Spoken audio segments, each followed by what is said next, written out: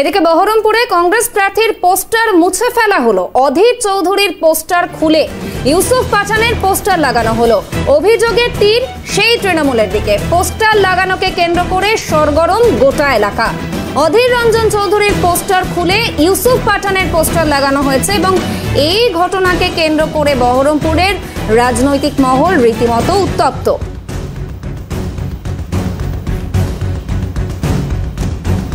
Poster লাগানোকে কেন্দ্র করে সরগরম গোটা বহরমপুর। বহরমপুরে কংগ্রেস প্রার্থীর পোস্টার মুছে ফেলা হলো। এই মুহূর্তে আমাদের সঙ্গে রয়েছেন মৃন্ময়, তোমার কাছে জানতে চাইবো, অধীর চৌধুরীর পোস্টার মুছে ফেলে সেখানে ইউসুফ পাঠানের পোস্টার লাগানো হচ্ছে এবং পোস্টার লাগানোকে কেন্দ্র করে সরগরম গোটা এলাকা, কি পরিস্থিতি রয়েছে? দেখো, লোকসভা ভুয়ো ঘোষণা হওয়ার পরেই কিন্তু যখন অধীর চৌধুরীর নাম কংগ্রেস থেকে ঘোষিত করা হয়, তারপরেই নওদা এলাকায় বিভিন্ন এলাকাতে অধীর চৌধুরী কিন্তু পোস্টার দেওয়াল লেখন শুরু হয়েছিল।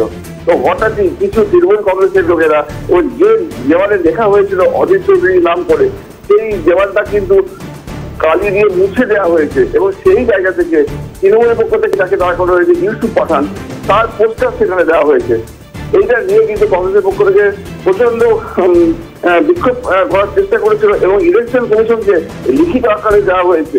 কারণ মুর্শিদাবাদের বিভিন্ন জায়গাতে যেখানে যেখানে অধীর চৌধুরীর পোস্টার যেখানে দেওয়ার লিখন ছিল, সেইগুলো রাতারাতি মুছে দিয়ে সেগুলো কিন্তু তৃণমূল কংগ্রেসের ইউসুফ পাঠানের নামগুলো সেটা ঢুকিয়ে দেওয়া হচ্ছে। কারণ এই কংগ্রেসের পক্ষ থেকে বলা হয়েছে যে ইচ্ছাকৃত এই ঝামেলা করার কিন্তু তারা চেষ্টা করছে তৃণমূলের পক্ষ থেকে। একেবারেই মৃন্ময়, তোমাকে ধন্যবাদ। আমরা কথা বলছিলাম আমাদের প্রতিনিধি মৃন্ময়ের সঙ্গে এবং বহরমপুরে কংগ্রেস প্রার্থী অধীর চৌধুরীর যে দেওয়াল লিখন ছিল, সেই দেওয়াল লিখন মুছে সেখানে ইউসুফ পাঠানের পোস্টার লাগানো হচ্ছে। তৃণমূল প্রার্থী ইউসুফ পাঠানের পোস্টার লাগানো হচ্ছে। এই ঘটনাকে কেন্দ্র করে কিন্তু রীতিমতো উত্তপ্ত বহরমপুরের রাজনৈতিক মহল।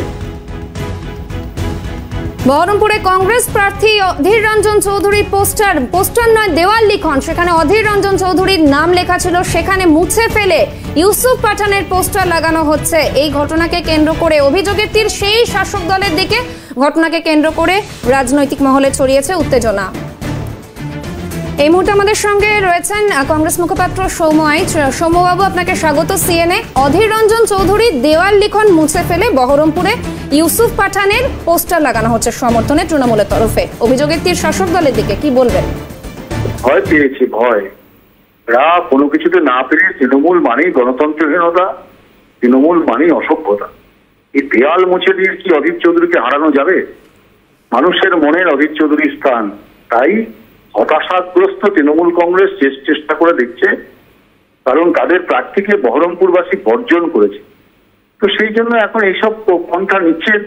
তৃণমূল মানেই এই জিনিস, তৃণমূল মানেই গণতন্ত্রহীনতা, তৃণমূল মানেই গণতন্ত্রকে হত্যা করা। এগুলো আমরা গতকাল থেকে দেখছি, লাগাতার করছে। এসব করে কোনো লাভ হবে না। তার কারণ তারা যে পরাজয় স্বীকার করে নিয়েছে, তারা যে ভয় পেয়েছে, এটাই তার সব থেকে বড় নিদর্শন।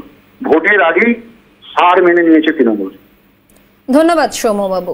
আমরা কথা বলছিলাম কংগ্রেস মুখপাত্র সৌম্য আইচের সঙ্গে।